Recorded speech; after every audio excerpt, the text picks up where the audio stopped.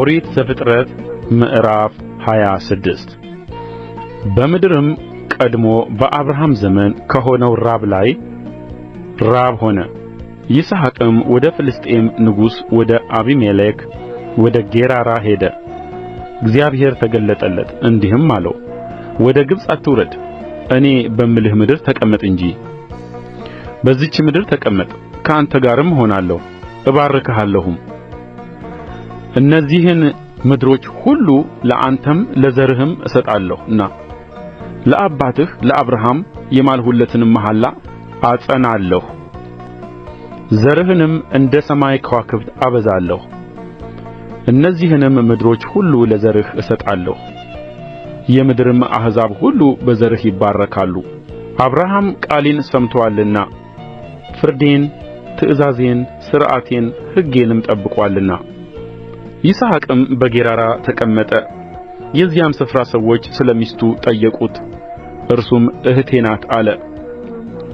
የዚህ ስፍራ ሰዎች ለርብቃ ሲሉ እንዳይገድሉኝ ብሎ ሚስቴ ናት ማለትን ፈርቶአልና እርሷ ውብ ነበረችና። በዚያም ብዙ ቀን ከተቀመጠ በኋላ የፍልስጥኤም ንጉሥ አቢሜሌክ በመስኮት ሆኖ ጎበኘ። ይስሐቅም ሚስቱን ርብቃን ሲዳራት አየ። አቢሜሌክም ይስሐቅን ጠራ፣ እንዲህም አለው፣ እነሆ ሚስትህ ናት፣ እንዴትስ እርሷን እኅቴ ናት አልህ?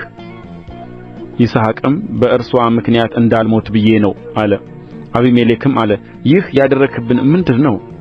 ከሕዝብ አንዱ ከሚስትህ ጋር ሊተኛ ጥቂት በቀረው ነበር፣ ኃጢአትንም ልታመጣብን ነበር። አቢሜሌክም ሕዝቡን ሁሉ ይህን ሰው ሚስቱንም የሚነካ ሞትን ይሙት ብሎ አዘዘ። ይስሐቅም በዚያች ምድር ዘርን ዘራ። በዚያች ዓመትም 100 እጥፍ አገኘ። እግዚአብሔርም ባረከው፣ ባለጠጋ ሰውም ሆነ። እጅግ እስኪበልጥ ድረስም እየጨመረ ይበዛ ነበር። የበግና የላም ከብትም ሎሌዎችም እጅግ በዙለት። የፍልስጥኤም ሰዎች ቀኑበት።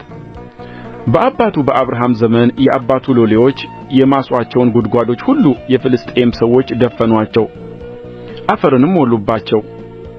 አቢሜሌክም ይስሐቅን ከእኛ ተለይተህ ሂድ፣ ከእኛ ይልቅ እጅግ በርትተሃልና አለው።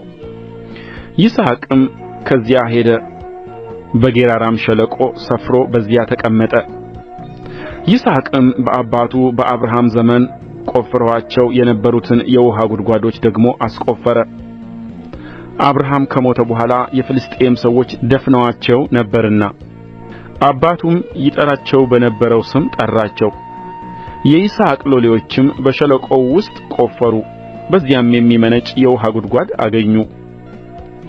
የጌራራ አገር እረኞችም ከይስሐቅ እረኞች ጋር ውኃው የእኛ ነው ሲሉ ተከራከሩ። የዚያችንም ጉድጓድ ስም አሴቅ ብሎ ጠራት፣ ለእርሷ ሲሉ ተጣልተዋልና። ሌላ ጉድጓድም ማሱ፣ ስለ እርሷም ደግሞ ተጣሉ፣ ስሟንም ስጥና ብሎ ጠራት።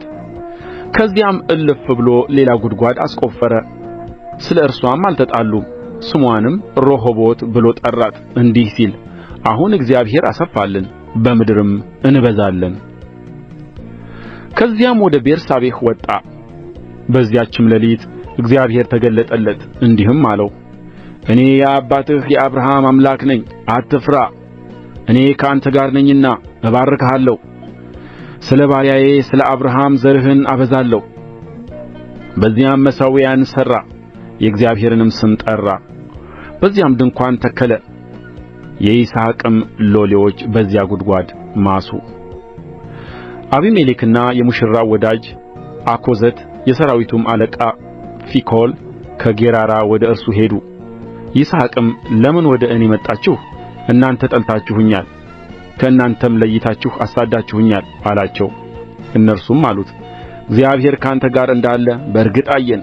ስለዚህም በእኛና በአንተ መካከል መሐላ ይሁን። እኛ አንተን እንዳልነካንህ በጎነትንም ብቻ እንዳሳየንህ በደህናም እንደ ሰደድንህ አንተም ክፉ እንዳትሠራብን ቃል ኪዳን ከአንተ ጋር እናድርግ አልን። አንተ አሁን ከእግዚአብሔር ዘንድ የተባረክህ ነህ። ይስሐቅም ማዕድ አቀረበላቸው፣ በሉም ጠጡም። ማልደውም ተነሡ፣ እርስ በርሳቸውም ተማማሉ። ይስሐቅም አሰናበታቸው። ከእርሱም ወጥተው በደህና ሄዱ። በዚያም ቀን የይስሐቅ ሎሌዎች መጡ፣ ስለ ቈፈሩአትም ጕድጓድ ውኃ አገኘን ብለው ነገሩት። ስምዋንም ሳቤህ ብሎ ጠራት። ስለዚህም የከተማይቱ ስም እስከ ዛሬ ድረስ ቤርሳቤህ ነው። ኤሳውም 40 ዓመት ሲሆነው የኬጢያዊ የብኤርን ልጅ ዮዲትን፣ የኬጢያዊ የኤሎንን ልጅ ቤስሞትንም ሚስቶች አድርጎ አገባ። እነርሱም የይስሐቅንና የርብቃን ልብ ያሳዝኑ ነበር።